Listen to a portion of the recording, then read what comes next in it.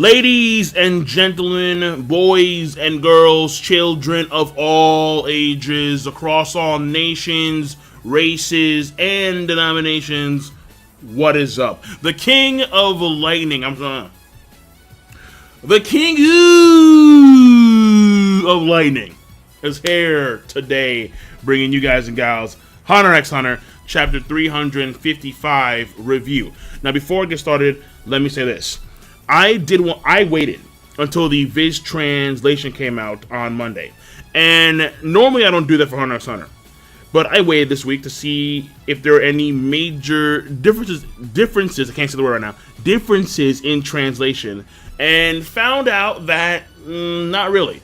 And it made me question, do I need to do the reviews based on the Viz translations? Like, what I should be doing is I should do the live reactions on Thursday and Friday, and then have my reviews out around the same time for the scanlations, based on the scanlations.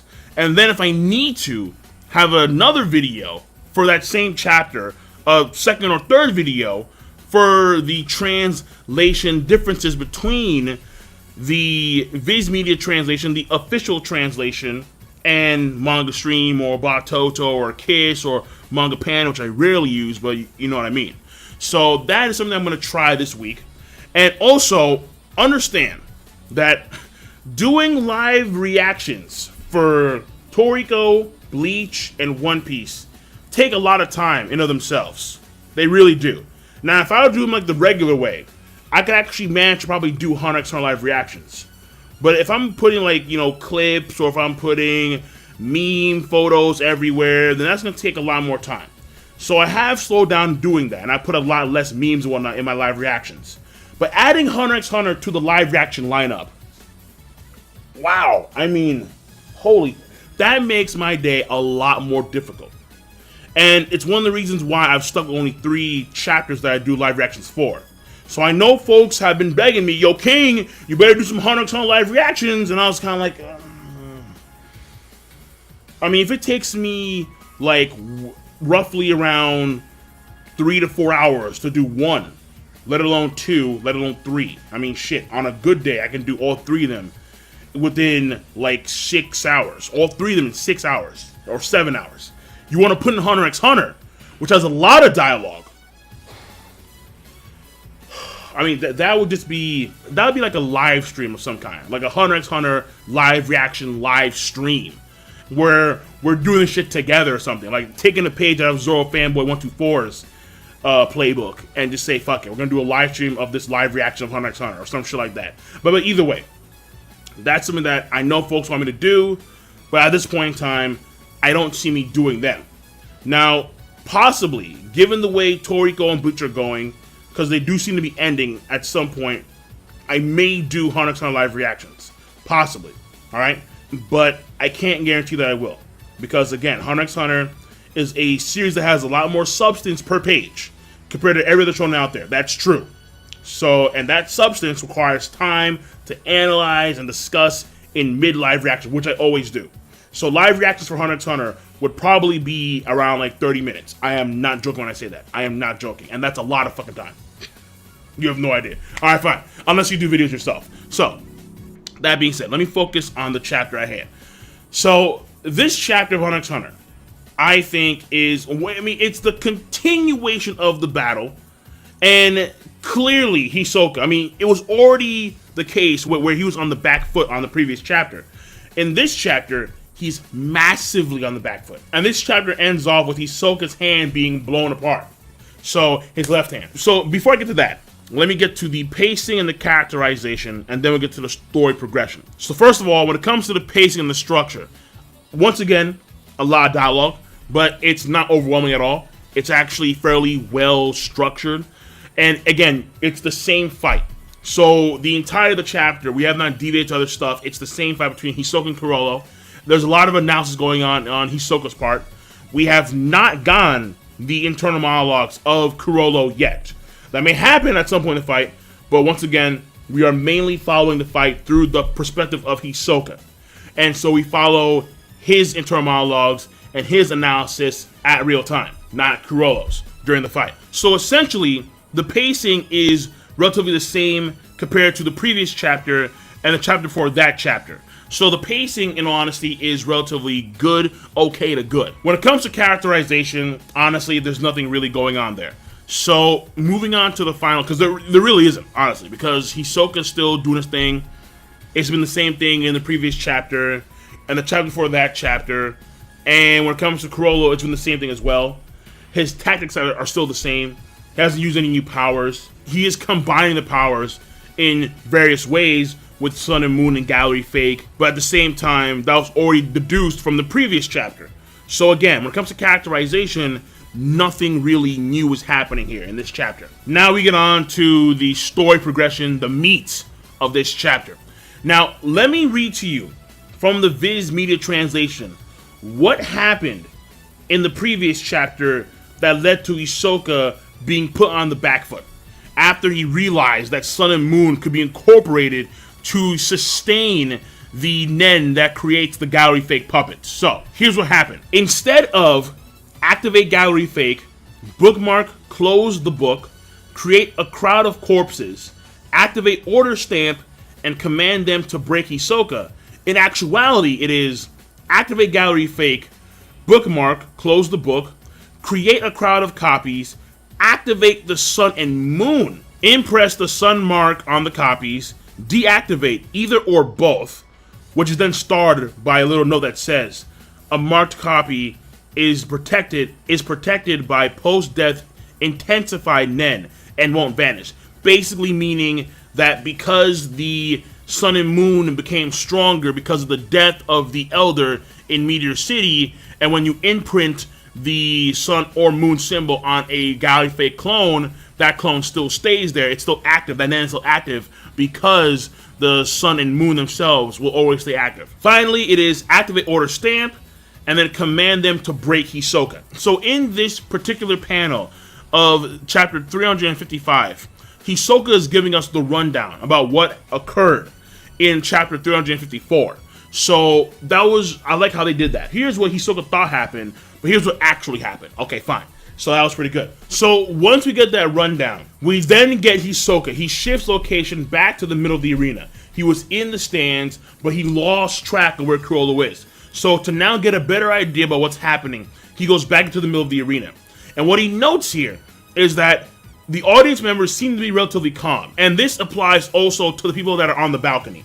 The folks in the balcony are particularly calm, and Hisoka makes the assumption that this is possibly the case because the people in the balcony, they are further away from all the chaos. Therefore, they're relatively fine. Like, they believe that they're going to be fine, where there is no guarantee that Chrollo won't go up there either. So he's noting what's happening with the audience. And as that happens, and he's all stanced up and he's watching the crowd and whatnot, he has the head of a Gallery Fake puppet on his left hand. He's all just posed up. And at that moment, what occurs is chaos. It looks like Chrollo had ordered some of the puppets to attack the audience members. And the main reason why he did so was so he could obscure what was going on with himself.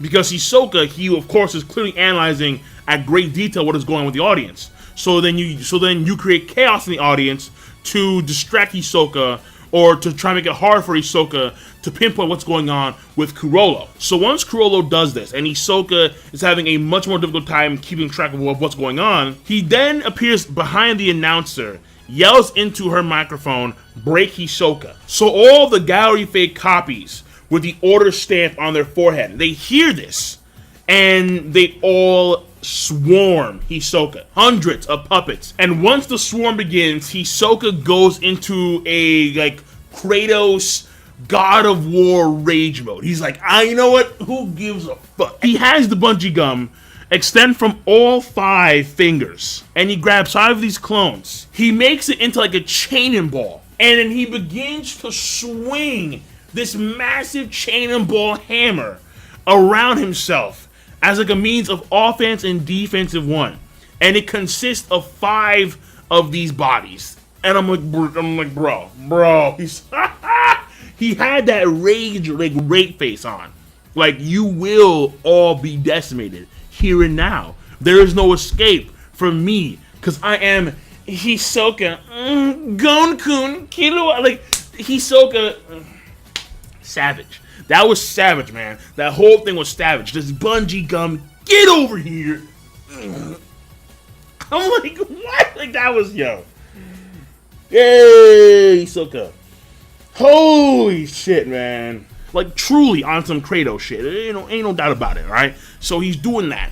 And what we find out is that because he can't have his Nen cover all of the bodies that he's controlling via his bungee gum can only attach itself to those bodies. But his Nen can't cover them. So we find out in the midst of Hisoka just swinging around like this massive bodies with his bungee gum is after a short period of time, the massive bodies kind of like crumbles away, or like it just gets splattered away. He couldn't envelop the entire thing with his Nen. So after his whirly twirl onslaught is done, he proceeds to systematically like remove the heads of the puppets.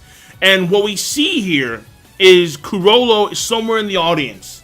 He has the freaking black voice, and he's controlling. And here's what I think.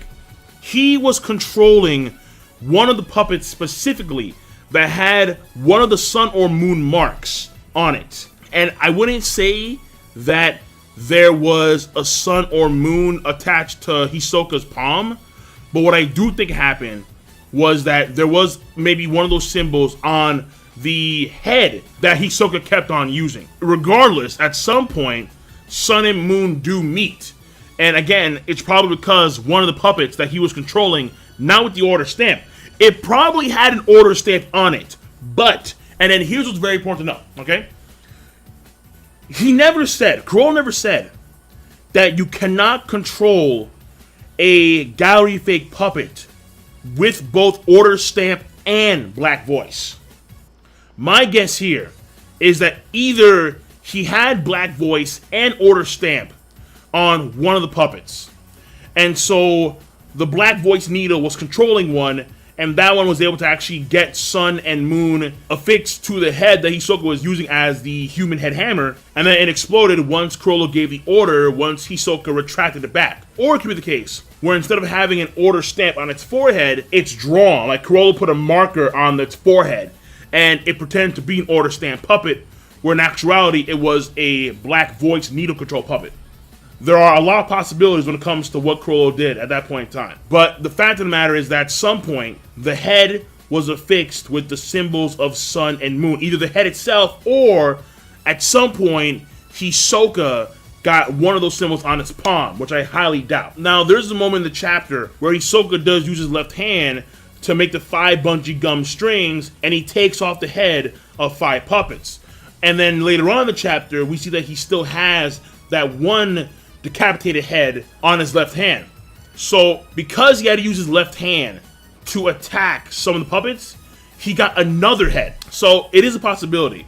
It actually makes more sense, I think, where he removed the heads of 5 of the puppets, and Chrollo probably put one of the sun or moon marks on these puppets, and he took one of the heads as a human chain and ball. So that head is probably a new head. So again, I'm trying to deduce what happened exactly, but ultimately it is Hisoka's fingers getting blown off because that head wound up exploding. And so because Hisoka retracted the head so quickly, Chrollo probably thought, let me do the small explosion now in this instant, as opposed to wait for a few seconds and try and get like the bigger explosion.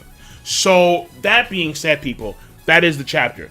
And story-wise, Hisoka, his left hand seems to be out of action. And I say seems to be because even though Hisoka has lost his precious fingers, Hisoka is known for doing the most insane shit with that bungee gum.